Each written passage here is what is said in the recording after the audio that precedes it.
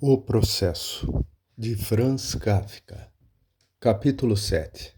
O advogado, o fabricante, o pintor. Uma manhã de inverno, fora caía a neve em meio de uma luz acinzentada. K estava sentado em seu escritório e, apesar da hora matutina, achava-se extremamente fatigado. Para livrar-se ao menos da presença dos empregados subalternos, encarregara a ordenança que não permitisse entrar ninguém no escritório, alegando que estava afogado de trabalho. Mas, em vez de trabalhar, K não cessava de se mover na poltrona e de mudar de lugar lentamente alguns objetos que havia sobre a escrivaninha. Depois os deixou e, sem se aperceber, estendeu todo o braço sobre a mesa e permaneceu imóvel com a cabeça baixa. Os pensamentos relativos a seu processo não o abandonavam um instante.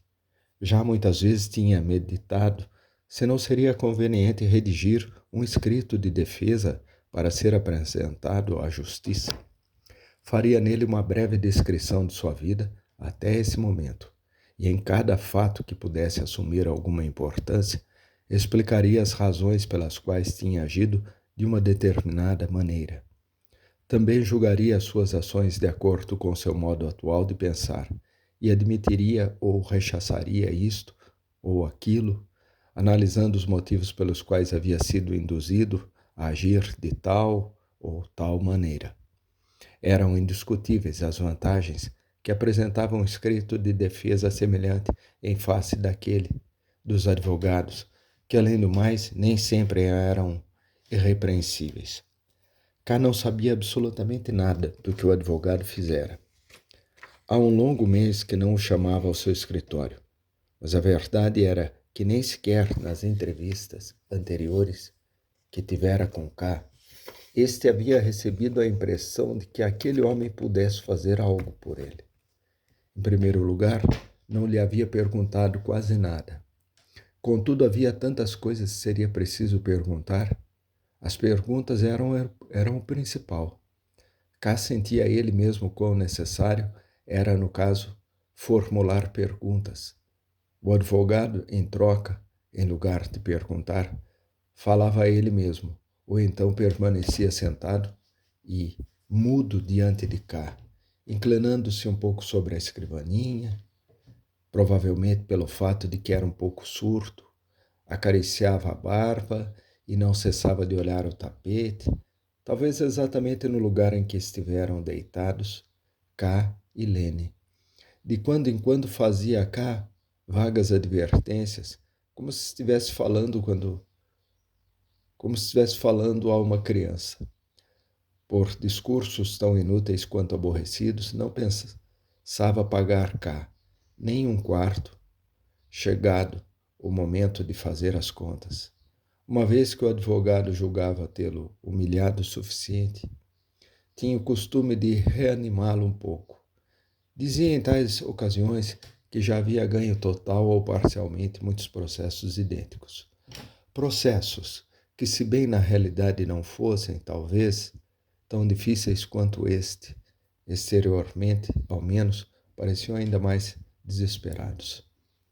Ali nas gavetas, e então golpeava alguma escrivaninha com o punho, tinha cópias desses processos, apenas que disfarçadamente, por tratar-se de segredos profissionais. Não podia mostrar a K tais expedientes. Não obstante isso, não deixaria de favorecê-lo certamente a grande experiência que o advogado adquirira no curso daquele processo. Naturalmente, pusera-se a trabalhar em seguida no de K, de modo que o primeiro escrito já estava quase definitivamente redigido. Esse primeiro escrito era muito importante, porque, a miúdo, a primeira impressão que a defesa fazia determinava todo o curso do processo. Infelizmente, tinha certamente que prevenir a K que muitas vezes acontecia que, de modo algum liam tais escritos. Limitavam-se simplesmente a colocá-los em pastas, pois se considerava que, momentaneamente, as declarações do acusado, nos interrogatórios, eram muito mais importantes que tudo quanto pudesse escrever. Acrescentava, se o peticionário insistia que antes da sentença definitiva, quando se tivesse reunido todo o material, quando se tivesse composto todo o expediente da causa, seria examinada também esse primeiro pedido. Infelizmente, porém, na maioria dos casos, isso não era certo, porque de ordinário esse primeiro escrito ficava de lado, ou então completamente esquecido. E mesmo quando chegasse a ficar até o fim das pastas, como o advogado chegara a saber, claro está que unicamente por rumores era apenas lido. Tudo era verdade, lamentável, e muito, mas não estava completamente sem justificação. Cá não devia deixar tomar em consideração que o inquérito não era público, ainda que a justiça alguma vez julgasse necessário fazê-lo público. A lei não prescrevia tal publicidade, de modo que o expediente da justiça, e especialmente o escrito de acusação, eram inacessíveis para o acusado e seu defensor, o que fazia com que não se soubesse em geral, ou, ao menos, com precisão, a quem se devia dirigir a primeira demanda. Por isso, para dizer a verdade, apenas por um feliz acaso, esse primeiro escrito podia conter algo que realmente conviesse à causa. Apenas muito depois podiam ser apresentados escritos acertados que contivessem argumentações atinentes ao caso. Quando, no curso das declarações do acusado, as perguntas que se lhe formulavam revelavam com alguma claridade, ou então permitiam adivinhar de que coisas era acusado e os motivos em que se fundamentava a acusação. Certamente que em tais ocasiões a defesa se achava em uma situação muito desfavorável e difícil.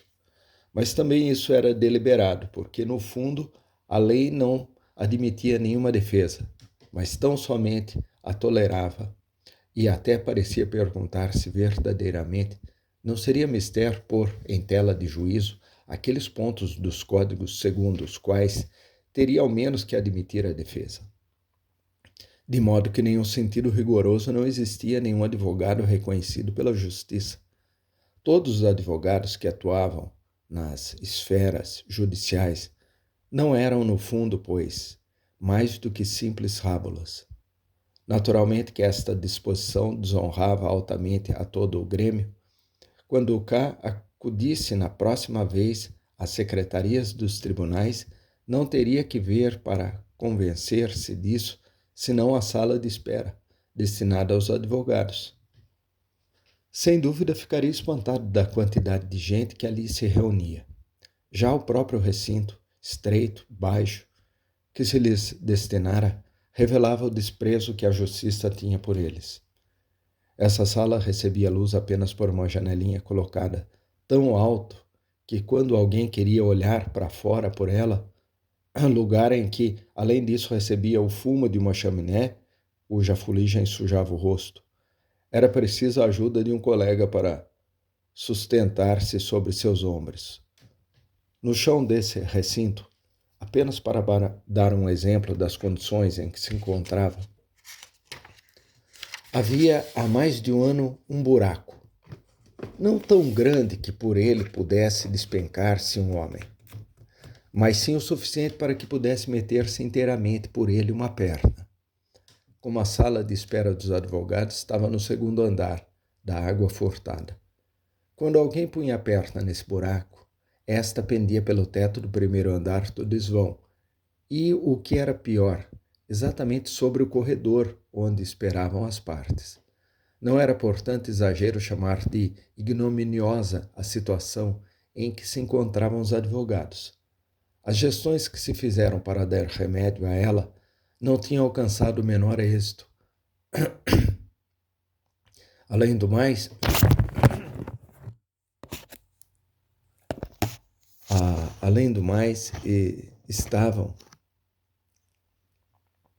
estavam terminantemente proibido aos advogados, mesmo quando fizessem por sua própria conta, modificar em nada esta sala.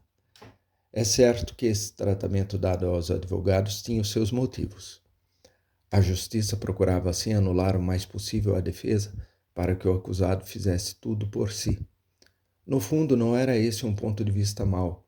Contudo, constituiria um grande erro concluir disso que nessa justiça os advogados não prestavam necessariamente nenhum serviço ao acusado. Pelo contrário, em nenhuma outra justiça poderiam ser tão necessários como nesta. Efetivamente, o juízo em geral não somente era secreto para o público, mas também para o acusado. Claro que somente na medida em que isto fosse possível, mas aqui o era em muito grande medida. Além disso, o acusado não podia olhar o expediente, e era muito difícil estabelecer pelos interrogatórios o que haveria assentado nas atas. Dificuldade esta ainda maior para os acusados que se encontravam distraídos e perturbados por toda espécie de preocupações. E ali era que intervinha a defesa. Em geral, não se permitia aos defensores assistir aos interrogatórios, mas depois destes, e no possível no momento mesmo de sair o acusado da sala de sessões, meio de informação as mais das vezes mais confuso para a defesa. Mas não era isso o mais importante, pois não era muito o que se podia saber deste modo. Embora naturalmente também ali, como em qualquer outra parte, um profissional hábil pode tirar a limpo mais do que outros. O real do advogado. Nelas estava todo o valor da defesa. Pois bem, como cá já o comprovara por experiência própria, a organização inferior da justiça não era inteiramente perfeita. Havia empregados esquecidos de seus deveres e venais que representavam, de certo modo, lacunas rigorosas na ordenação da justiça. E dessas lacunas eram as que se aproveitavam muitos advogados. Subornavam a alguém, espiavam. Sim, e até ao menos em tempos passados, se tinham registrado casos de roubos de expedientes. Não se podia negar que, deste modo, alguns advogados obtinham, ao menos no momento, resultados surpreendentemente favoráveis para o acusado, com o que se envaideciam até pequenos rábulas que conseguiam assim novos clientes. Mas no que diz respeito ao caso ulterior do processo, aquilo nada significava, ou pelo menos nada de bom. O decisivo, o que tinha verdadeiro valor, eram unicamente as relações pessoais, especialmente com funcionários superiores, com que, certamente, o advogado entendia referir-se apenas aos funcionários superiores da hierarquia inferior. Ninguém, senão eles, podiam influir no curso do processo. Se bem que, a princípio, apenas de um modo imperceptível, mas depois de maneira cada vez mais clara. Certamente isto era algo com que apenas poucos advogados acertavam. Contavam de modo que a escolha que K havia feito era muito acertada. Talvez um ou dois advogados poderiam exibir relações como as que tinha o Dr. Holt. Certamente que tais relações não prestavam a menor atenção a todos aqueles advogados que ocorriam à sala da água furtada, nem nada tinham a fazer com eles. Em troca, essas amizades tinham estreitas relações com os funcionários da justiça. Muito menos era sempre necessário que o Dr. Holt fosse aos tribunais para aguardar na antessala dos juízes da instrução a problemática aparição deles, perseguindo em suas gestões um êxito que era, além de tudo, apenas aparente e regulado pelo capricho dos juízes. Não, o próprio K tivera a ocasião de ver como funcionários de elevada hierarquia acudiam eles mesmos a informar o Dr. Hood abertamente, ou pelo menos a dar-lhe indícios que podiam ser interpretados facilmente sobre o curso de que seguiria algum processo. Ainda mais, até em certas ocasiões, se deixavam convencer por ele e adotavam gostosamente seu ponto de vista pessoal. Tá claro que era preciso não confiar demasiado neles, quando afirmavam que estavam de acordo, pois por mais decididamente que tivessem expressado que aceitavam essa opinião favorável à defesa, iam talvez diretamente à sua secretaria e dispunham para o dia seguinte tudo em contrário. Providência talvez muito mais severa para o acusado do que se tivesse continuado em seu anterior ponto de vista. o qual, segundo vinham de afirmar, tinham abandonado. Certamente nada se podia fazer contra isso, posto que aquilo que se tinha dito a sós e sem testemunhas, apenas se disse a sós e sem testemunhas. E, portanto, não admite nenhuma manifestação pública, mesmo quando a defesa já não estivesse interessada em seguir mantendo o favor desses senhores. Por outro lado, era certamente exato afirmar que não apenas por filantropia ou por sentimentos de amizade, esses senhores tinham interesse em manter relações com a defesa. Naturalmente, quando se trata de uma defesa responsável e competente. Mas porque, em certo sentido, também eles são instruídos pelos defensores. Precisamente nisso se manifestariam as falhas da organização judicial em vigor que, desde o princípio, postulava o segredo da justiça. Os funcionários não tinham contato com o público.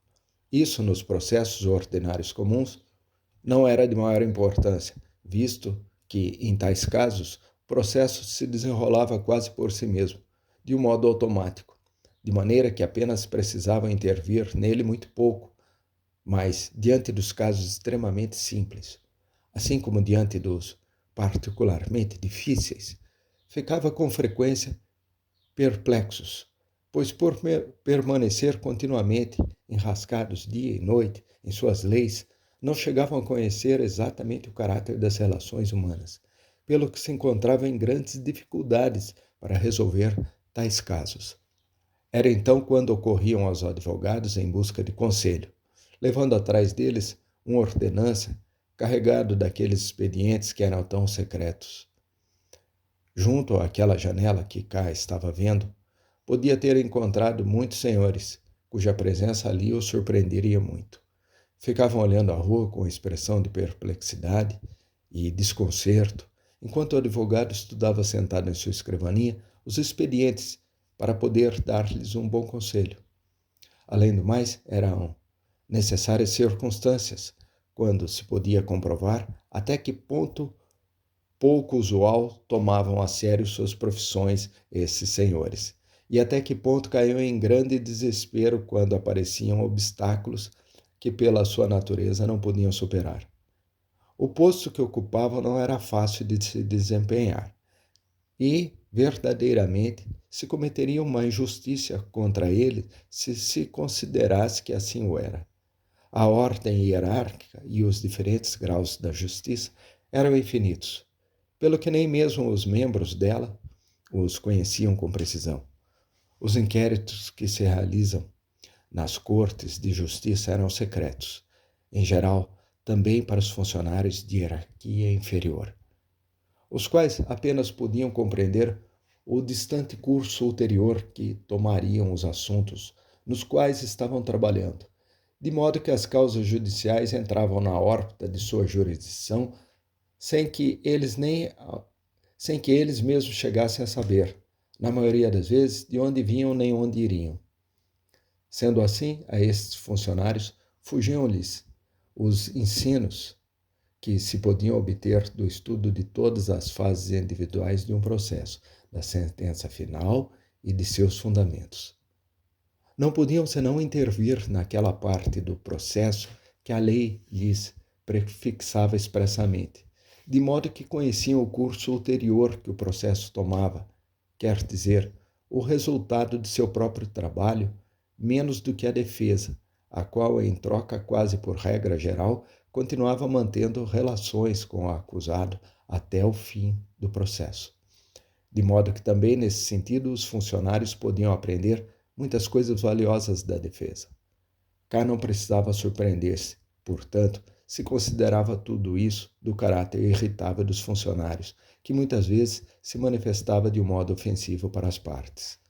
Todo acusado tivera ocasião de o sentir.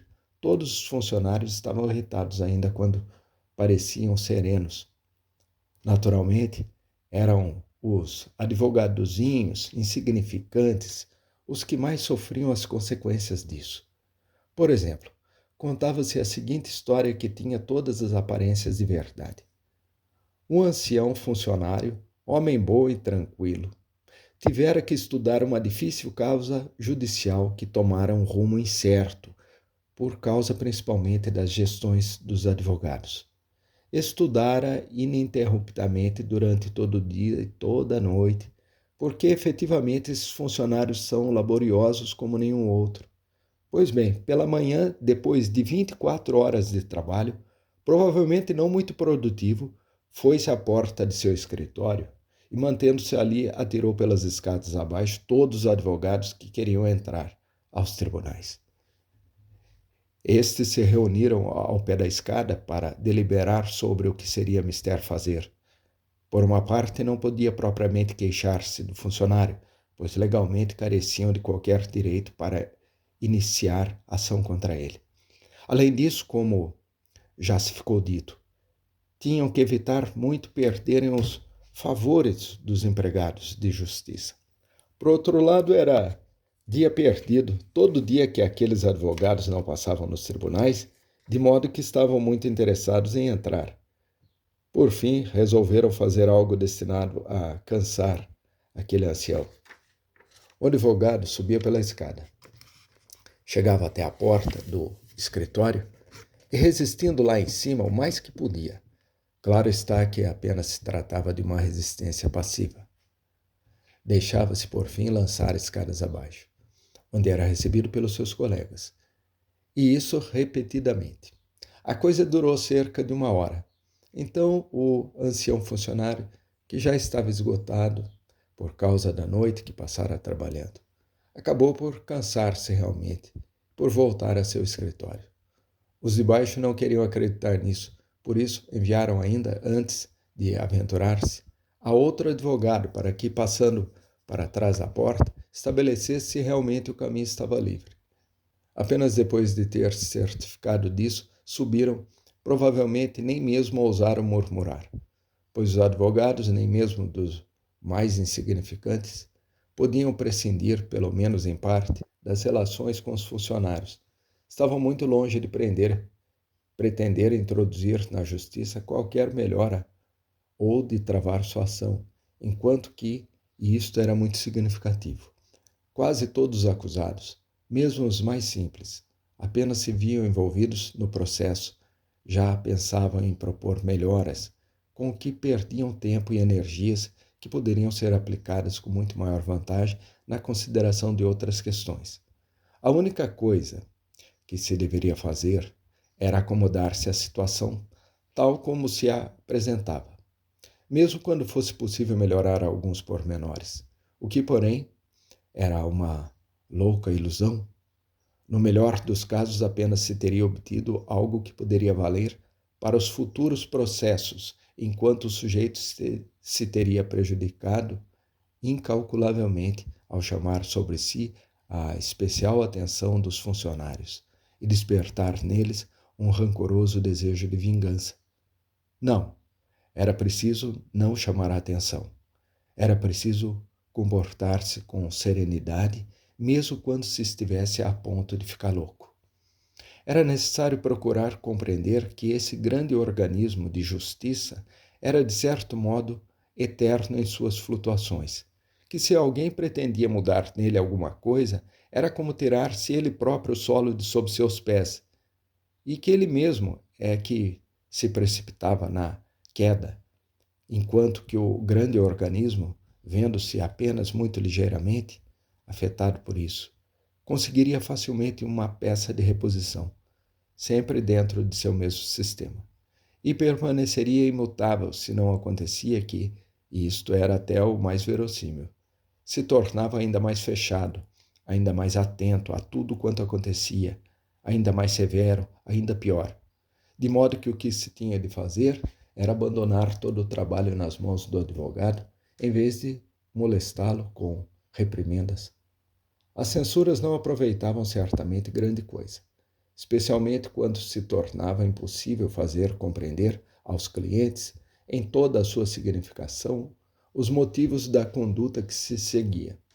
Contudo, nesse caso, seria mister fazer compreender a cá quanto havia prejudicado sua causa o comportamento que tivera diante do chefe do despacho, já que teria sido necessário riscá-lo da lista de pessoas que poderiam fazer algo no processo de cá.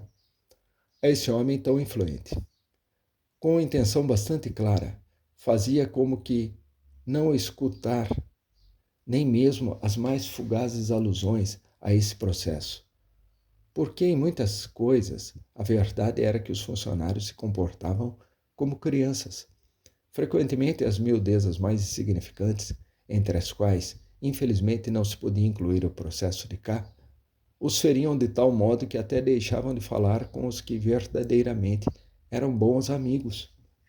Afastavam-se deles se os encontravam em sua passagem e faziam todo o possível para agir contra os seus interesses. Depois acontecia, porém, ocorrer que, de modo surpreendente, sem motivo que o justificasse, em virtude de alguma pequena brincadeira, que a gente se arriscava a fazer apenas em vista da situação desesperada, rompiam a rir e se reconciliavam. Era, portanto, ao mesmo tempo difícil e fácil tratá-los. A este respeito, quase não se podia ater ninguém a um princípio. Às vezes, admirava-se alguém de somente uma existência pudesse bastar para conseguir alguma vez êxito em um processo.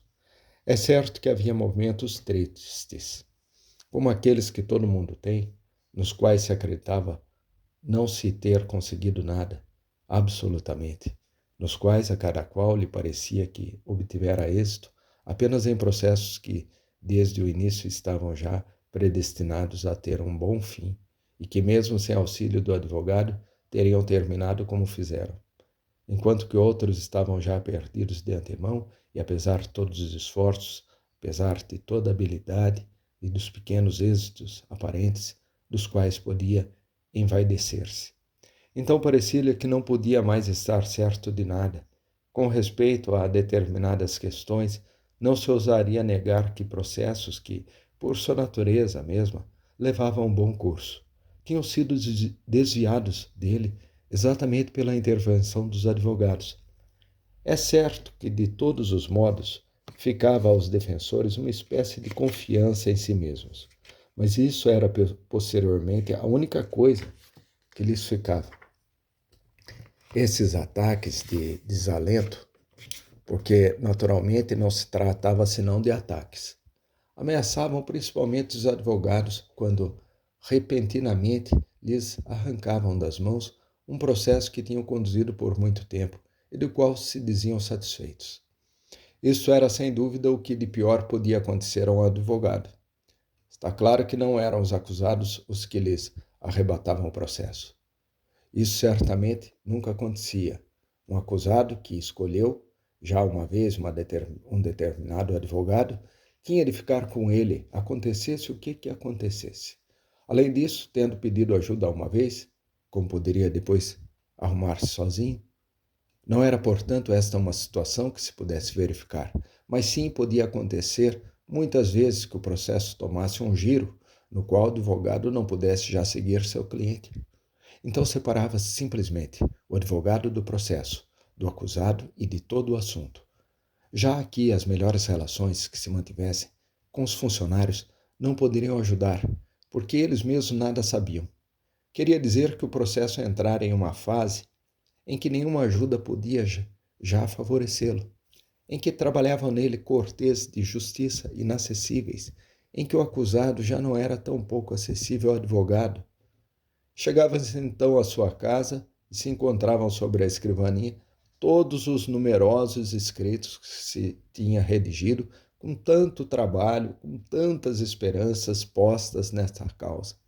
Eram simplesmente devolvidos porque na nova fase do processo não podiam ter lugar, de modo que não eram mais do que pedaços de papel sem nenhum valor. Isso, de modo algum, significa que se tinha perdido o processo. Não, em absoluto. Ao menos não havia nenhum motivo decisivo para dar fundamento a esta suposição. O que acontecia era simplesmente que já não se sabia de nada do processo e que tampouco se saberia também absolutamente nada dele. Pois bem, felizmente esses casos eram excepcionais e mesmo que o processo de K pudesse chegar a ser um desses, pelo momento estava ainda muito distante de achar-se em tal fase. Sim, esse processo oferecia ainda abundantes ocasiões para que o advogado pudesse intervir, e que K podia ter a certeza de que ele as espreitaria. Como já lhe tinha informado, a demanda ainda não estava definitivamente redigida, coisa que, entretanto, não urgia muito. Mais importante, em troca, eram as conversações preliminares com os funcionários adequados, conversações que certamente já se tinham dado, embora com êxito diverso, como era preciso confessá-lo francamente.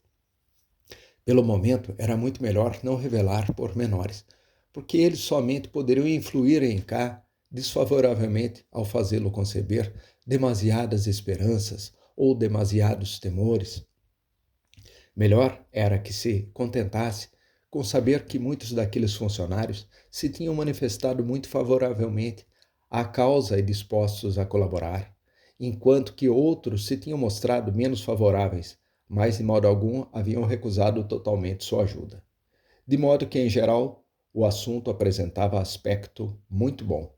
Apenas que era preciso abster-se, tirar-se disso uma conclusão definitiva, visto que todas as gestões preliminares desse gênero começavam sempre no mesmo modo, e unicamente o desenvolvimento ulterior da causa podia revelar o valor exato que tiveram tais negociações. Em todo caso, nada se perdera. Mesmo quando ainda não se tinha conseguido voltar a ganhar, apesar de tudo, as simpatias do chefe do despacho, o advogado havia já realizado diferentes gestões para tal fim. Todo esse assunto se apresentava, como dizem os cirurgiões, como uma ferida limpa, de modo que era possível esperar com confiança o que se seguiria. O Dr. Hood era inesgotável nestes ou em idênticos discursos, que repetia em cada uma das visitas que K lhe fazia. Sempre anunciava que se tinham feito progressos, mas nunca podia comunicar que espécie de progressos fossem.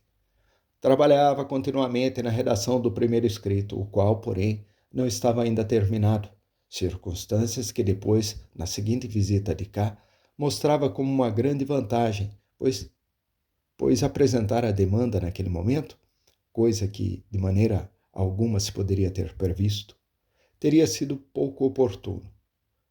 Quando K, inteiramente enfastiado de tais discursos, fazia notar muitas vezes que, mesmo tendo em conta todas as dificuldades do caso, este progredia de todos os modos muito lentamente. O advogado retrucava que de maneira alguma o processo seguia um curso lento, mas que, sem dúvida, teria chegado já muito mais longe se K tivesse procurado a defesa no momento oportuno. Desgraçadamente, não o fizera, e essa circunstância acarretaria muitas desvantagens, não somente no que se referia ao tempo. A única interrupção benéfica desses discursos era a Lene, que sempre dava um jeito para levar o chá ao advogado quando K se encontrava presente. Então a moça permanecia de pé atrás de K. Parecia olhar como o enfermo. Com uma espécie de cobiça, se inclinava profundamente sobre a taça, derramava o chá e o bebia. Segurava a furtadelas a mão de K. Nesses momentos, reinava inteiramente o silêncio. O advogado bebia, K apertava a mão de Lene, e Lene atrevia-se muitas vezes a acariciar com suavidade o cabelo de K. Estás ainda aqui? Perguntava o advogado depois de ter bebido seu chá. Queria retirar a vasilha, retrucava Lene.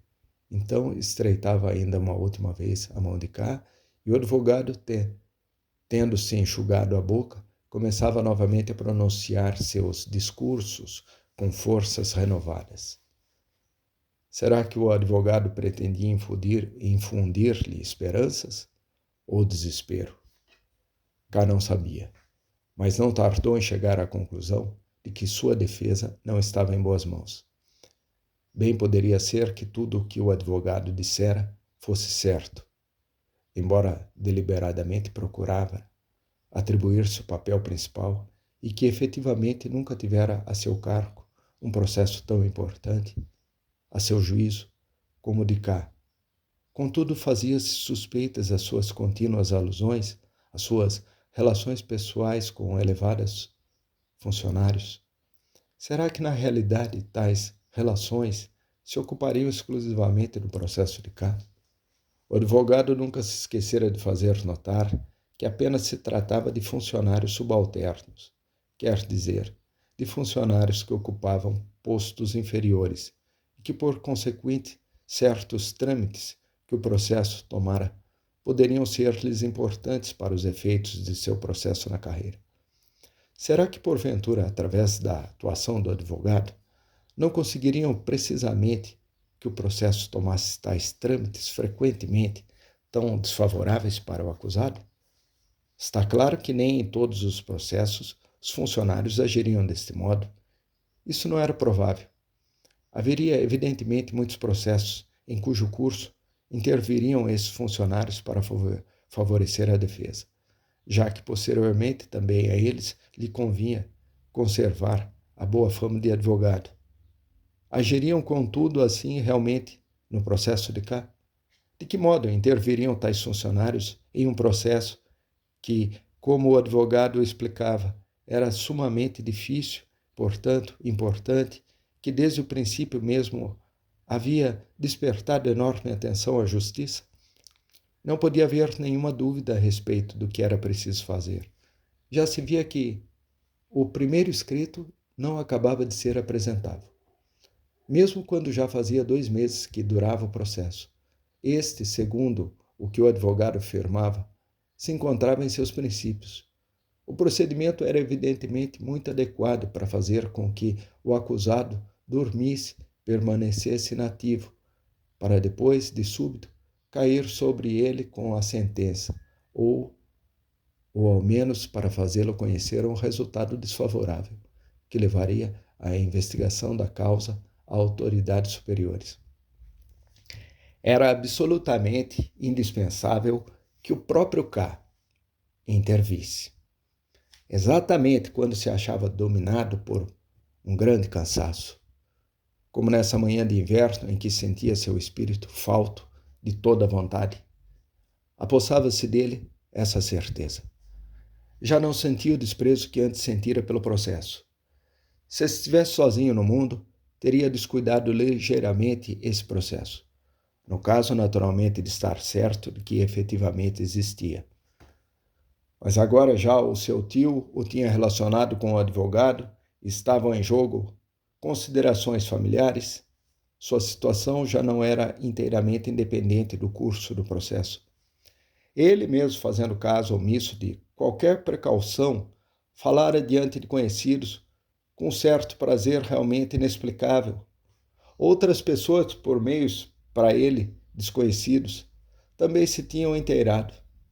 Suas relações com a senhorita Burton pareciam, assim como o processo, ter ficado em suspenso. Em resumo, já não tinha possibilidade de escolher entre aceitar o processo ou recusá-lo. Achava-se envolvido nele, tinha que se defender. Se estava cansado, tanto pior para ele. Por certo que momentaneamente não havia nenhum motivo para alimentar exageradas preocupações. No banco havia sabido, em um tempo relativamente curto, conquistar a elevada posição que ocupava e, como todos os reconheciam, manter-se nela. Era mistério, unicamente, que agora utilizasse um pouco no processo essas faculdades que lhe tinham permitido atingir essa posição. De modo que não abrigava a menor dúvida de que sairia bem, afinal. Se queria conseguir algum resultado positivo, era necessário, antes de tudo, que eliminasse de antemão qualquer pensamento de uma possível culpabilidade. Não cometera nenhum delito. O processo não era outra coisa senão um grande negócio como aqueles que já frequentemente tinha ajustado com grande vantagem para o banco. Um negócio em que, como era habitual em todo negócio, apareciam diversos riscos que, precisamente, era preciso sortear. Para conseguir tal propósito, em vez de entregar-se ao pensamento de alguma provável culpa, era certamente preciso manter-se aferrado o mais possível à ideia dos próprios interesses. Considerando o assunto sob esse ponto de vista, assim mesmo ainda era indispensável retirar quanto antes. E o melhor seria fazê-lo esta mesma tarde. Ao advogado, a faculdade que tinha de representá-lo. É certo que, de acordo com as próprias manifestações do Dr. Holt, tratava-se de um fato inusitado e provavelmente muito ofensivo, mas K não podia tolerar que seus empenhos para levar ao bom termo o processo se encontrassem impedidos, talvez pelas gestões de seu próprio advogado. E em troca, uma vez que tivesse tirado de sobre si o advogado, apresentaria imediatamente a demanda e todos os dias se apresentaria aos tribunais, aborrecendo os funcionários para que tomassem em consideração. Para conseguir isso, evidentemente, não se contentaria cá, como os demais, em permanecer sentado no corredor e colocar o chapéu debaixo do banco. Ele mesmo, ou mulheres amigas, ou então outros enviados seus, dia a dia estariam atrás dos funcionários para forçá-los a sentar-se em suas mesas e estudar ali o escrito de cá, em vez de passarem o dia olhando para o corredor através do tapume de madeira. Não ia desistir de fazer todos os esforços tendentes a esse fim. Tinha que organizar e vigiar tudo. Dessa vez, a justiça ia tropeçar com o acusado que saberia fazer valer seus direitos. Se bem que K confiava levar a bom termo o processo. Achou que a dificuldade de conceber e redigir o primeiro escrito era, na verdade, insuperável. Ainda uma semana antes, não tinha pensado, senão com um certo sentimento de vergonha, na possibilidade de que fosse necessário que ele mesmo redigisse semelhante escrito.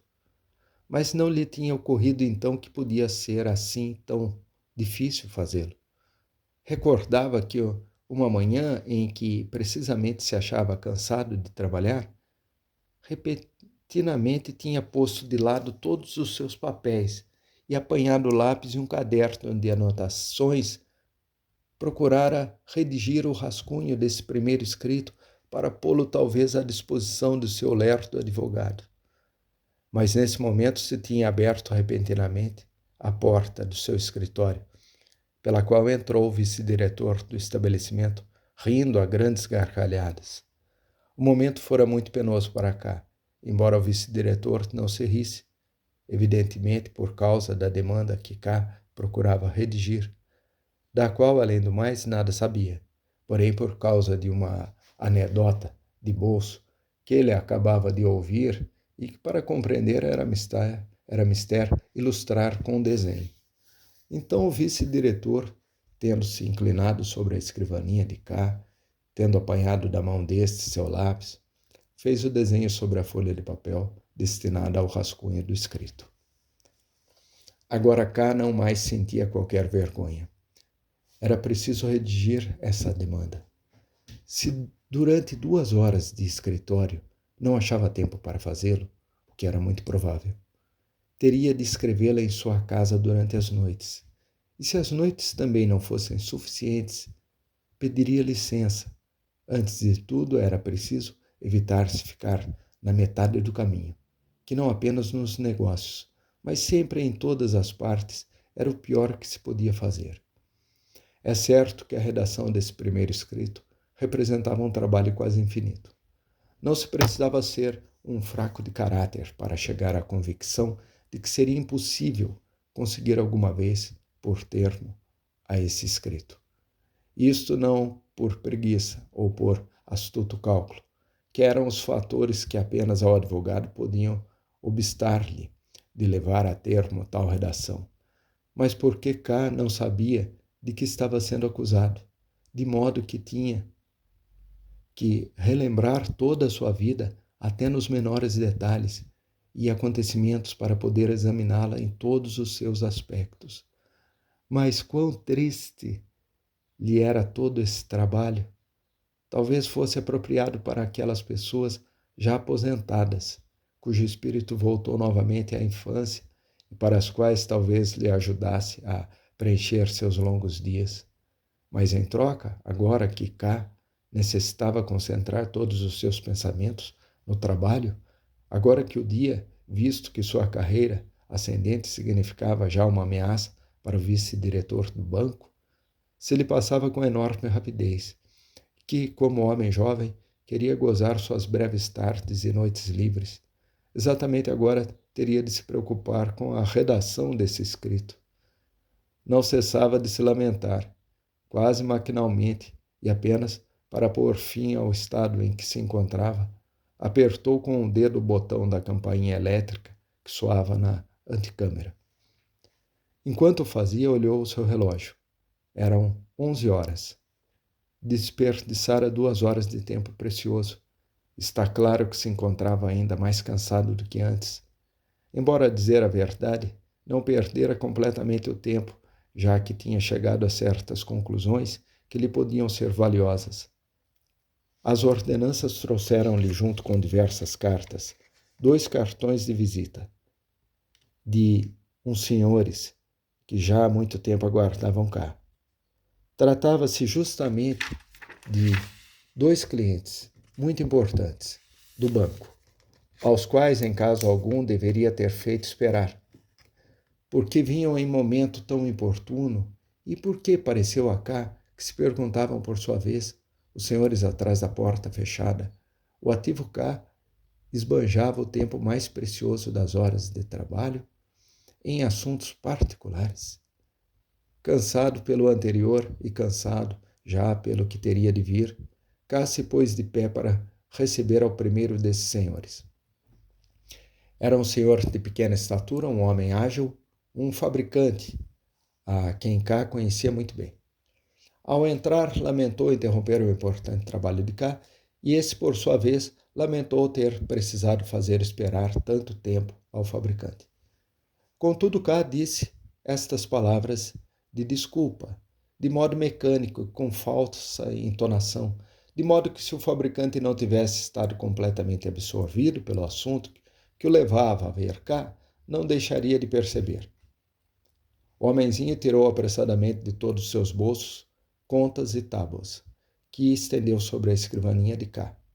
Enquanto explicava as diferentes cifras, corrigia algum pequeno erro de cálculo que tinha percebido nesse preciso e fugaz instante, e lembrava a K que, por volta de 1 ano atrás, tinha fechado com ele um negócio semelhante.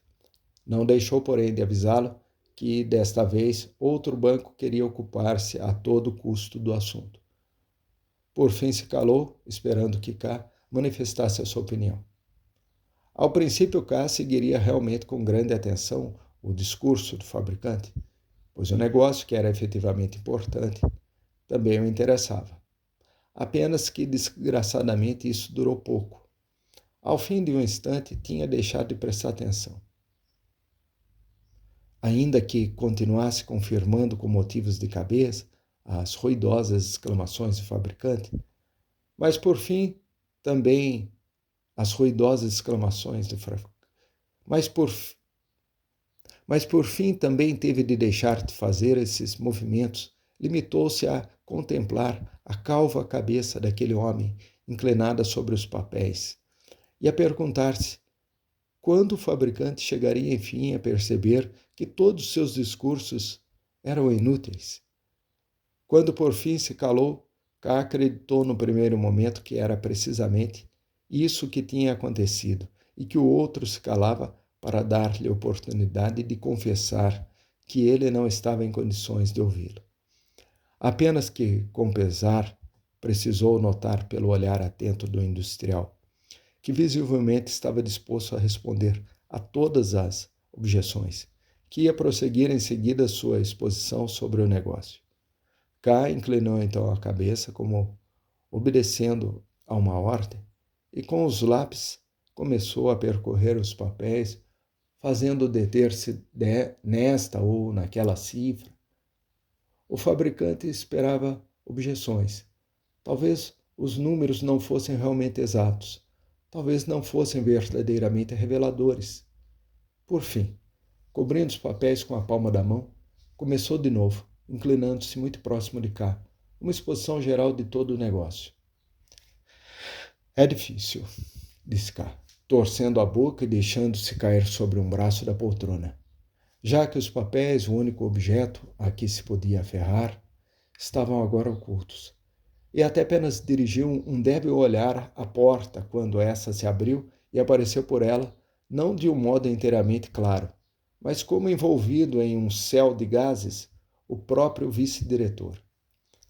K não pensou nas consequências ulteriores disso, mas unicamente no efeito imediato da presença do vice-diretor, que acolhia com alívio.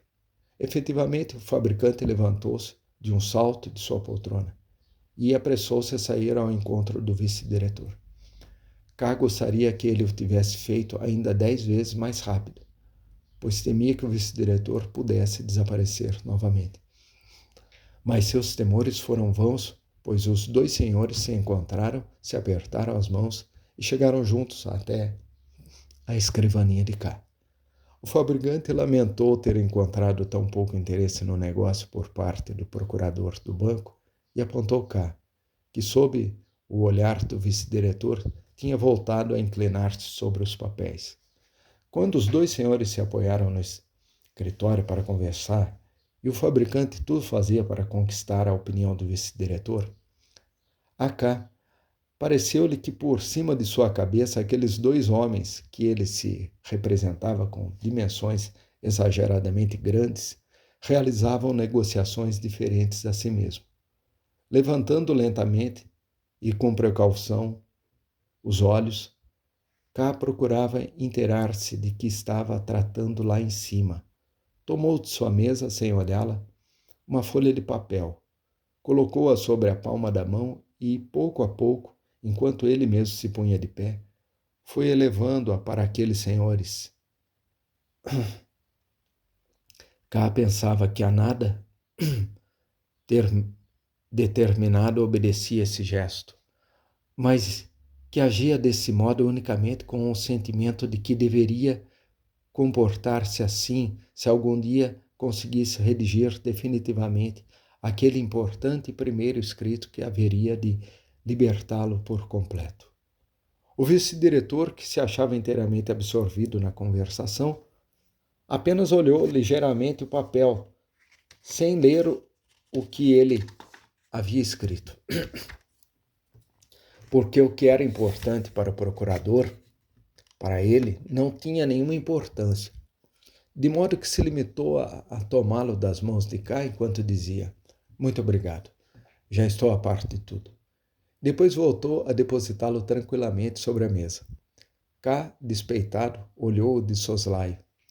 O vice-diretor nem sequer o percebeu e, no caso de tê-lo percebido, isso não teria feito senão estimulá-lo. De modo que, rindo em voz alta, fez uma observação que claramente pôs o fabricante em apuros, dos quais, contudo, o arrancou depois ao fazer-se ele mesmo uma objeção. Por fim, convidou-o a passar ao seu escritório, onde poderia ajustar os pormenores do negócio. "É um assunto muito importante", disse o fabricante. "Vejo-o perfeitamente. Estou certo de que o senhor procurador, mesmo a fazer essa observação, dirigia-se apenas ao fabricante. Ficará feliz que o aliviemos desse trabalho. O negócio exige serena reflexão. E hoje o senhor procurador parece encontrar-se excessivamente fatigado. Além do mais, espero na antessala uma multidão que está ali desde algumas horas." K teve ânimo suficiente, fazendo caso omisso do vice-diretor, de dedicar somente ao fabricante um sorriso cordial, mas rígido. Não soube fazer outra coisa. Com ambas as mãos apoiadas na escrivaninha, inclinando-se um pouco para diante, como um vendedor atrás do balcão, ficou olhando como aqueles dois senhores, prosseguindo a conversação, apanhavam outra vez os papéis da escrivaninha e desapareciam no escritório do diretor. Ao chegar à porta, o fabricante se voltara ainda uma vez para explicar a K que não se despedia ainda do senhor procurador, mas que certamente iria depois informá-lo a respeito do resultado das conversações e para fazer-lhe também outra pequena comunicação. Por fim, K ficou sozinho.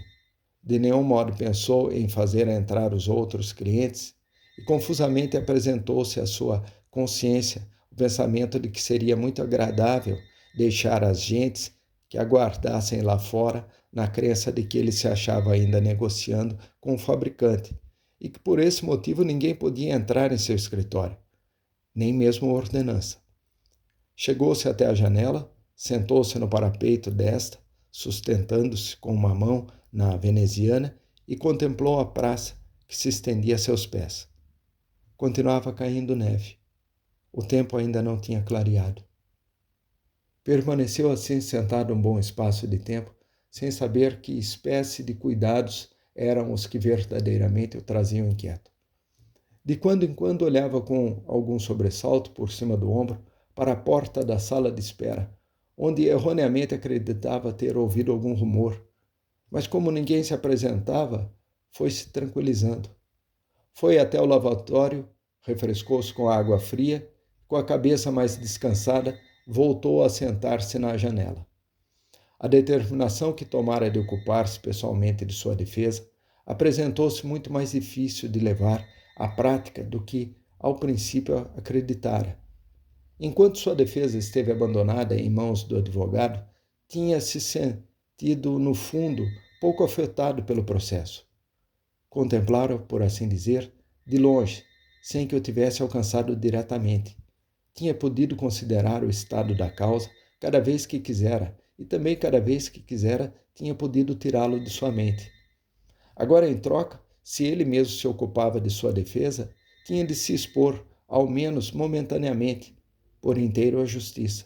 Procedimento que, se tivesse êxito somente mais tarde, poderia traduzir-se em uma libertação definitiva e categórica, para alcançar a qual agora, em todo caso, devia correr maiores perigos do que antes. Se a este propósito tivesse alimentado alguma dúvida, a entrevista que acabava de ter com o vice-diretor do banco e o fabricante poderia convencê-lo amplamente. Que aconteceria se já a mera decisão de defender-se a si próprio o tinha anulado deste modo? Que aconteceria mais tarde? Que dias o esperavam? Conseguiria finalmente encontrar o caminho que, vencendo todas as dificuldades, o guiasse a um bom fim? Porventura uma defesa cuidadosa e outra coisa seria insensata? Acaso uma defesa cuidadosa não lhe exigiria, ao mesmo tempo, descuidar tudo mais? Sairia airosamente do transe? E que faria com o trabalho do banco? Já não se tratava unicamente de redigir um escrito, para o que talvez uma simples licença seria bastante, ainda que, por outro lado, nesse momento, seria altamente arriscado solicitar uma licença. Tratava-se em troca de todo um processo cuja duração não se podia prever. Que obstáculo se apresentara inesperadamente na carreira de K? E agora teria de trabalhar para um banco? Ficou um instante olhando por cima da escrivaninha. Teria agora que fazer entrar os clientes e tratar com eles de negócio? Será que, enquanto o processo seguia o seu curso, enquanto lá em cima, naquela água furtada, os funcionários da justiça se inclinavam diante das atas do processo, tinha ele de atender aos negócios do banco? Não pareceria, porventura, como se a própria justiça lhe determinasse padecer ainda mais esse suplício como algo anexo ao processo? E por causa do banco, levava-se em consideração a sua situação para julgar o seu trabalho? Não, nunca. Seu processo era ali inteiramente ignorado, mesmo quando não podia estabelecer com clareza quem sabia algo dele e até que ponto. Era de esperar que os rumores não tivessem chegado ainda ao vice-diretor. Isso era o mais provável, pois de outro modo já teria se manifestado como esse personagem, sem nenhum sentimento de camaradagem, nem de compaixão por K. Se aproveitava disso. E o diretor do banco? É certo que apreciava K, e muito, e que provavelmente tão depressa tivesse tido notícias do processo, teria procurado abreviar quanto lhe fosse possível as obrigações de K. mas sem dúvida alguma não o teria conseguido, porque desde o momento em que o contrapeso de influências representado por K começava a enfraquecer-se, dependia cada vez mais do vice-diretor, que aproveitava, além disso, o mau estado de saúde do diretor para fortalecer seu próprio poder. Que podia, portanto, esperar K? Talvez, ao entregar-se a tais reflexões, não fazia senão enfraquecer sua própria energia de resistência. Mas, por outro lado, era também necessário, no momento, não enganar-se a si mesmo e tratar de enxergar tudo tão claro como fosse possível. Sem ter qualquer motivo particular, mas unicamente para afastar ainda o momento de tornar a sentar-se na escrivaninha, abriu a janela. Apenas conseguiu fazê-lo com dificuldade. Precisou empregar ambas as mãos para girar a aldraba.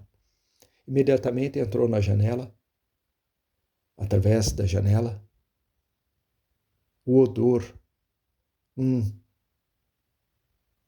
que era muito ampla e alta, fumo misturado com neve e um ligeiro odor de coisas queimadas. Também penetraram alguns flocos de neve impelidos pelo vento.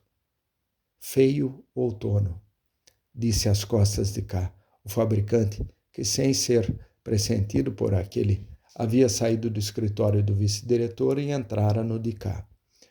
Este concordou com o movimento de cabeça e ficou olhando inquieto a pasta do fabricante, do qual, sem dúvida, este começaria a tirar papéis para comunicar-lhe o resultado das negociações que levara a termo com o vice-diretor. Mas o fabricante, que seguira a direção do olhar de K, bateu sobre sua pasta e declarou, sem abri-la: Certamente você quer saber como me saí? Aqui na pasta trago o documento pelo qual fica quase concluída a negociação. É um homem encantador, seu vice-diretor, mas também um pouco perigoso. Então pôs-se a rir e agitou a mão de K como pretendendo que ele também risse, mas K parecia ter alimentado novas suspeitas pelo fato de que o fabricante não quisera mostrar-lhe aqueles papéis, de modo que não achou nenhum motivo de riso na observação que o outro fizera. Senhor procurador, disse o cliente, certamente o senhor padece com esse tempo. Hoje o senhor parece muito agoniado. Sim, admitiu K, levantando uma das mãos à testa. Dor de cabeça, preocupações, familiares? Muito bem, retrucou o fabricante, que era uma pessoa que sempre estava com muita pressa e que não era capaz de escutar ninguém com tranquilidade. Cada qual precisa carregar a sua cruz. Involuntariamente, K dera um passo para a porta, como se quisesse acompanhar o fabricante para despedi-lo. Mas esse disse: Ainda teria de lhe fazer uma pequena comunicação, senhor procurador. Temo bastante que, precisamente, hoje, o incomode ocupar-se disso. Mas é o caso que, nesses últimos tempos, já 2 vezes, me vi com o senhor com a intenção de lhe o comunicar, esqueci-me completamente de o fazer. De modo que, se também hoje volto a relegar a coisa, provavelmente poderia esta toda a sua razão de ser. O que seria de se lamentar, pois, no fundo, o que eu devo comunicar talvez não careça inteiramente de valor. Antes que K tivesse tempo de responder, o fabricante aproximou-se, batendo-lhe suavemente com os nós dos dedos no peito, disse-lhe em voz baixa: O senhor tem um processo, não é verdade? K afastou-se um passo e exclamou: Disse-o ao senhor, o vice-diretor. Ah, não, replicou o cliente. Como haveria de sabê-lo, vice-diretor? E o senhor? Perguntou K, já muito refeito. Eu estou ao corrente de muitas coisas da justiça, respondeu o fabricante. Precisamente com isso se relaciona o que eu tinha de lhe comunicar. Quanta gente está em relação com a justiça? Disse K, com a cabeça baixa enquanto conduzia o fabricante até seu escritório. Ali voltaram a sentar-se como antes. O cliente declarou: Infelizmente não é muito que eu posso comunicar-lhe, mas a verdade é que nessas coisas não se deve descurar, nem nas coisas mais insignificantes. Além disso, senti-me levado a auxiliá-lo de algum modo, embora a minha ajuda seja bem modesta, certamente. Sempre fomos bons amigos em questões de negócios, não é mesmo? Pois bem, K quis desculpar-se da conduta que tivera naquela manhã com o fabricante, mas esse não tolerou qualquer interrupção. Porém, erguendo ainda mais sua pasta, que trazia debaixo do braço, como para dar a entender que tinha pressa, continuou dizendo: soube do seu processo por um tal de Titorelli. É um pintor. Titorelli é apenas seu pseudônimo artístico. Na verdade, não conheço seu verdadeiro nome. Há muitos anos que ele vem de vez em quando ao meu escritório para trazer alguns quadrinhos pelos quais lhe dou, é preciso considerar que é quase um mendigo. Sempre uma espécie de esmola. Além do mais, são quadros muito bonitos. Representam paisagens, campinas, coisas desse tipo. Tais compras, às quais nos temos já ambos habituados, caminhavam perfeitamente, mas como começaram a repetir-se com excessiva frequência as visitas de Titorelli, fiz-lhe algumas censuras. Então pusemos-nos a conversar. Interessava-me saber como podia ganhar a sua vida exclusivamente com a pintura. Então vinha a saber, com grande assombro de minha parte, que a fonte principal de seus recursos eram os retratos. Disse-me que trabalhava para a justiça. Para que justiça? Perguntei e então começou a contar-me coisas da justiça. Você mesmo pode entender melhor do que eu até que ponto surpreenderam as coisas que me contavam? A partir dessa época, sempre me punha ao par, em cada uma de suas visitas, das novidades da justiça, e assim pouco a pouco cheguei a adquirir certo conhecimento a este respeito. É certo que Titorelli é um tanto charlatão, de modo que com frequência tenho de contê-lo, não somente porque, com certeza, também mente, mas, sobretudo, porque um homem de negócios como eu, que quase está assoberbado por suas próprias preocupações comerciais, não pode preocupar-se muito das coisas alheias. Mas digo isso apenas de passagem. Pode ser que, pelo menos assim, julgava eu, ao vir para cá, que Titorelli lhe seja útil. Conhece muitos juízes, e ainda ele mesmo não possua uma grande influência, pode, pelo menos, dar-lhe alguns conselhos para fazê-lo chegar às pessoas realmente influentes. E mesmo quando tais conselhos por si mesmos não sejam decisivos, sem dúvida, estando você na posse deles, a meu critério, adquirirão uma importância maior, porque a verdade é que você é quase um advogado. Sempre costumo dizer, o procurador K é quase um advogado. Não nutro nenhum receio a respeito do resultado de seu processo. Você quer, portanto, ir ver Titorelli? Como a recomendação minha fará, sem dúvida, tudo quanto for possível. Acredito realmente que você teria de ir visitá-lo. Está claro que não precisa ser hoje. Faça-o alguma vez, de modo ocasional. Certamente quero deixar isso bem claro. Embora eu o aconselhe a ir ver Titorelli, você não está de modo algum obrigado. Não, se você acredita poder prescindir de Titorelli, é, certamente, muito melhor deixá-lo inteiramente de lado. Talvez você já tenha preparado todo um plano de ação que Titorelli poderia estorvar, pois, nesse caso, evidentemente, não precisa ir. Além disso, é necessário, na realidade, pôr de lado o orgulho para ir buscar conselho de semelhante sujeito. Assim sendo, faça como você quiser. Aqui está a carta de recomendação e aqui o seu endereço. K apanhou decepcionado a carta, meteu-a no bolso. Mesmo no melhor dos casos, a vantagem que poderia significar essa recomendação era muito menor do que a desgraça de estar o fabricante ao corrente do seu processo, e de que o pintor continuasse confundindo notícias a respeito dele, difundindo notícias a respeito dele. Apenas conseguiu, e este, mediante um grande esforço, agradecer com algumas palavras ao fabricante que já dirigia para a porta. Irei vê-lo, disse K, quando, junto à porta, se despedia do cliente. Ou melhor, como nestes momentos estou muito atarefado, escrever-lhe-ei para pedir-lhe que ele mesmo venha ver-me em meu escritório. Já sabia, declarou o fabricante, que você seria capaz de encontrar a melhor solução. Embora, na verdade, pensasse que você preferisse evitar vir ao banco pessoa como Titorelli para falar aqui a respeito desse processo. Tampouco é vantajoso, segundo me parece, deixar cartas em mãos de semelhante gente, mas sem dúvida você já terá pensado em tudo, saberá o que tem de fazer.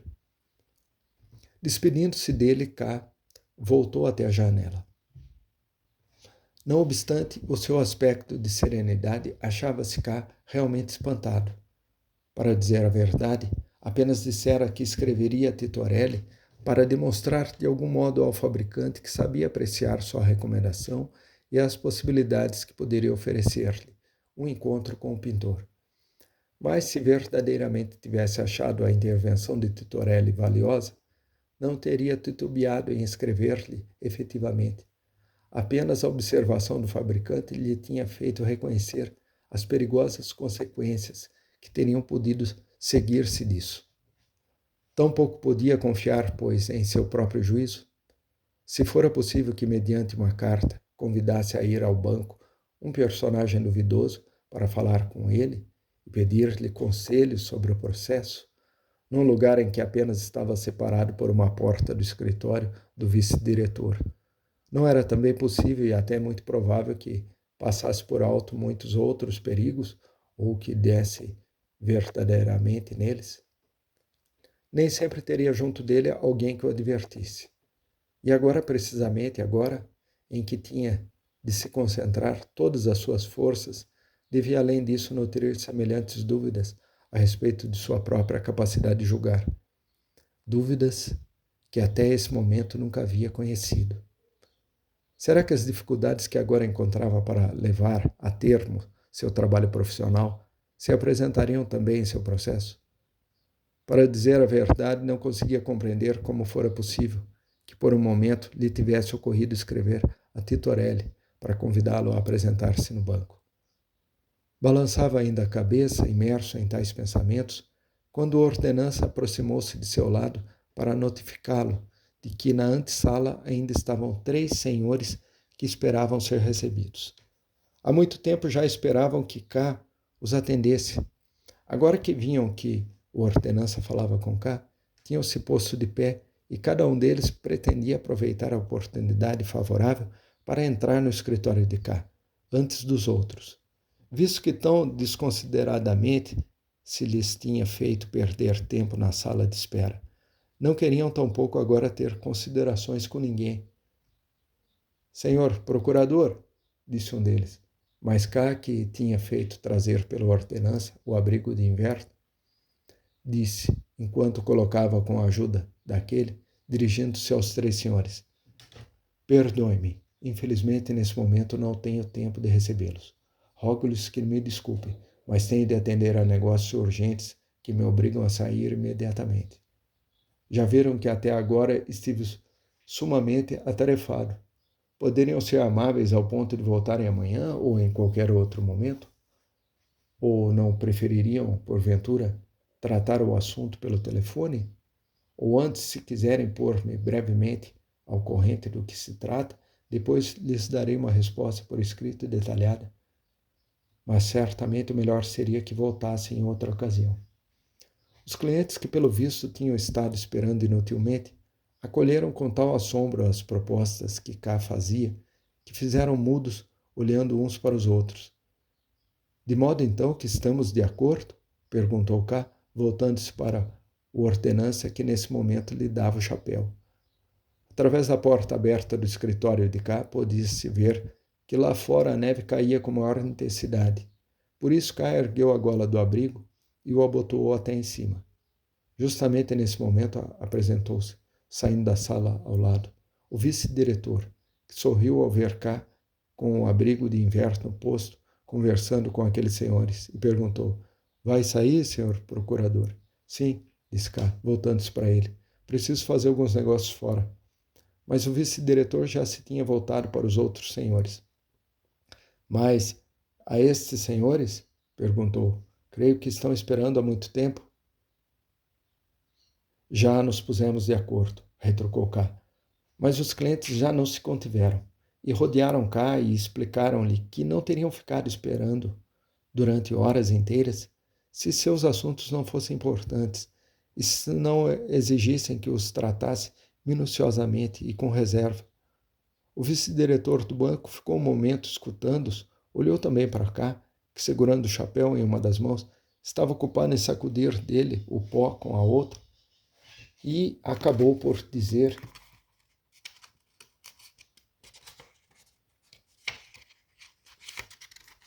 Senhores, está ao nosso alcance uma solução muito simples. Se vocês assim desejarem, com muito gosto, me encarregarei das negociações em lugar do senhor procurador. Certamente que os assuntos de vocês deviam ser tratados sem perda de tempo. Nós somos homens de negócios, como os senhores, de modo que conhecemos o valor que tem o tempo dos homens de negócios. Querem entrar no meu escritório? E assim, dizendo, abriu a porta de antessala que comunicava com seu escritório. Como sabia apossar-se, o vice-diretor do QK agora se via obrigado a desatender. Mas sacrificaria cá algo mais do que era absolutamente necessário? Enquanto alimentando incertas e, como era obrigado a confessá-lo, muito insignificantes esperanças, corria a visitar um pintor desconhecido. Seu prestígio no banco sofria um dano irreparável. Provavelmente muito melhor seria tirar o abrigo e ao menos tornar a ganhar para si aqueles 2 senhores que ainda tinham de esperar. Talvez Cass tivesse procedido assim se nesse momento não tivesse visto entrar em seu escritório o vice-diretor, que de pé diante do fichário de K, como se fosse seu próprio, se pôs a procurar algo. Quando K, irritado, se aproximou da porta, exclamou o outro: Ah, mas ainda não se foi. Então o vice-diretor voltou para K, seu rosto, cujas numerosas e severas rugas não pareciam revelar sua idade, mas energia. Depois tornou a procurar outra vez. Procuro a cópia de um contrato, disse, que, conforme diz o representante da firma, deve estar em seu poder. Quer ajudar-me a procurá-lo? K avançou um passo, mas exatamente nesse momento o vice-diretor exclamou: Obrigado, acabo de encontrá-lo. Então voltou ao seu escritório carregando consigo uma grande pilha de documentos, que sem dúvida não somente continham o contrato em questão, mas muitas outras coisas.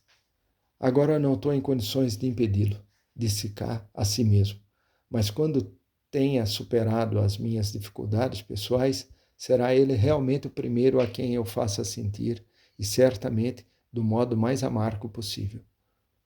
Um tanto acalmado por este pensamento, K encarregou o ordenança, que desde há algum tempo mantinha aberta a porta que dava para o corredor, para dar-lhe passagem, que comunicasse ao diretor do estabelecimento de sua parte que K tivera de sair para realizar algumas gestões.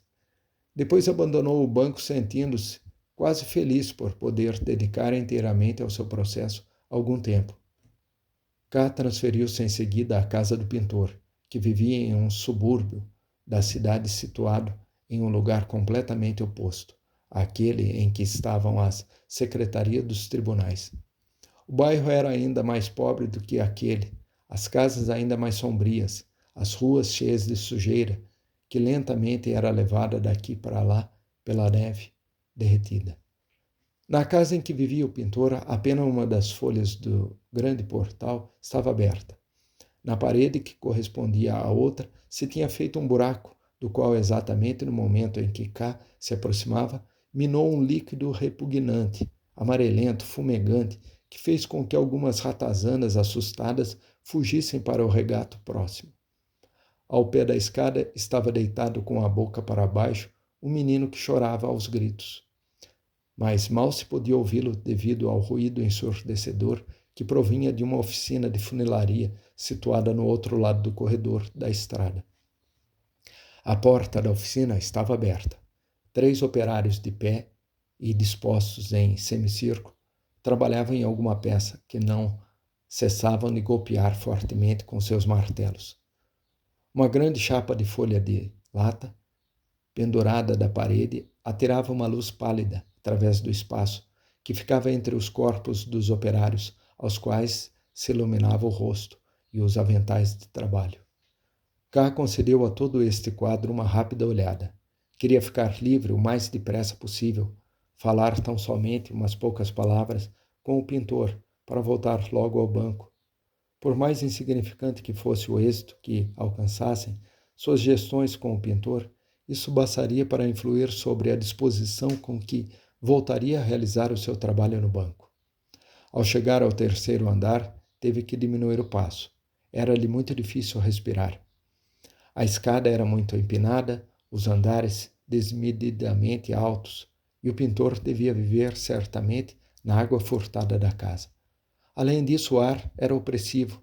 Não havia ali nenhum pátio destinado a ventilar a escada, pois esta, extremamente estreita, ficava encerrada entre duas paredes que apenas apresentavam muito acima algumas janelas bem pequenas.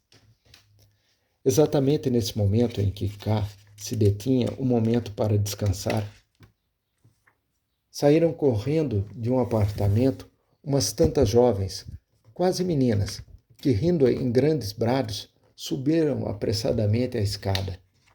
K seguiu-se lentamente, alcançou uma que, tendo tropeçado, ficou um tanto atrasada e lhe perguntou, enquanto as outras continuavam subindo: "Mora aqui um pintor chamado Titorelli?" A jovem, que teria quando muito uns 13 anos e que era um pouco corcunda, empurrou um pouquinho com o cotovelo e o olhou de soslaio. Nem os poucos anos nem o defeito corporal tinham podido evitar que estivesse já inteiramente pervertida. Em vez de sorrir, contemplou K, fixa e seriamente, com um olhar provocante. K, fazendo como quem nada percebesse da atitude da jovem, perguntou: "Conheces o pintor Titorelli?" Ela fez que sim e perguntou por sua vez: "Que deseja você dele?" K, a quem pareceu vantajoso, pôde informar-se logo de algo referente a Titorelli, apressou-se a responder: "Quero que me faça um retrato." "Que faça um retrato seu?"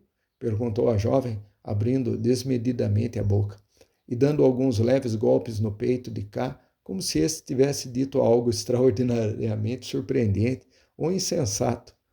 Depois, erguendo com ambas as mãos a saia, por si muito curta, correu o mais depressa possível a reunir-se com suas companheiras, cujos gritos já se perdiam vagamente em cima. Contudo, na volta seguinte da escada, K encontrou-se novamente frente a todas as jovens. Pelo visto, a corcunda lhes informara da finalidade de K e agora o estavam esperando. Tinham-se colocado de ambos os lados da escada, de modo que, para K passar comodamente, apertaram-se contra a parede enquanto alisavam com as mãos os aventais. Seus rostos, assim como essa atitude de formarem duas filas, representavam uma mistura de puerilidade e de corrupção. Acima, a cabeça das filas de jovens que, à medida que K ia passando, se iam fechando por trás deles, em meio de ruidosos risos, achava-se a corcunda, que se ofereceu para levá-lo. K precisou agradecer-lhe por ter encontrado logo o caminho. Por ele teria continuado subindo, mas a espeloteada indicou-lhe que devia seguir por um desvio da escada para chegar à casa de Titorelli. A escada que conduzia a esta era singularmente estreita, muito longa, sem curvas, o que permitia ver toda a sua longitude, e terminava lá em cima, diretamente na porta de Titorelli. Porta que, em virtude de um pequeno quebra-luz, estava ao contrário de todo o resto da escada, relativamente bem iluminada. Era a tábua de madeira sem verniz, sobre as quais estava escrito, com amplas pinceladas de pintura vermelha, o nome de Titorelli. K somente chegara com seu cortejo à metade daquela escada, quando em cima, sem dúvida por causa do rumor que produziam tantos passos, abriu-se um pouco a porta, e apareceu pela abertura um homem, pelo visto, vestido unicamente com um camisolão. "Ah!" exclamou quando viu toda essa multidão, e desapareceu logo. A corcundinha bateu palmas de alegria, enquanto as outras jovens se apinhavam atrás de Ká para forçá-lo a prosseguir subindo com maior rapidez. Não tinha chegado ainda acima quando o pintor abriu de par em par a porta, fazendo uma profunda inclinação, convidou a Ká para entrar em seu quarto. Em troca, impediu que as jovens o fizessem. Não queria que nenhuma se introduzisse ali, por mais que elas pedissem e até tentassem entrar, embora fosse sem permissão e apesar dos protestos do pintor. Apenas o conseguiu a corcunda, que deslizou por baixo dos braços estendidos do pintor, mas este se precipitou sobre ela, apanhou-a pelo vestido, sacudiu-a e, por fim, a pôs no umbral da porta. Em frente às outras jovens, que, apesar de ter o pintor abandonado seu lugar perto da porta, não se atreveram a passar o umbral. Ká não sabia, para dizer a verdade, como julgar essa cena. Parecia-lhe que tudo aquilo acontecia no melhor dos entendimentos amistosos. As jovens que tinham ficado junto à porta, uma atrás da outra, esticaram o pescoço para cima e atiraram ao pintor palavras jocosas, brincadeiras que Ká não compreendeu. Mas também o pintor ria enquanto assim segurava no ar a corcundinha. Corcundinha. Por fim fechou a porta, tornou a inclinar-se diversas vezes diante de Ká. Estendeu-lhe a mão e disse, para apresentar-se: "Eu sou o artista, pintor Tintorelli." Ká apontou a porta atrás da qual ainda cochichavam as jovens e declarou: "Parecem estar muito à vontade nessa casa. Ah, são umas brincadeiras", disse o pintor, tentando, embora inutilmente, abotoar a camisola no pescoço. Além do mais, aquele homem estava descalço e apenas vestia largas calças de pano amarelo presa com um cinturão, cuja larga extremidade livre e pendente golpeavam aqui e ali.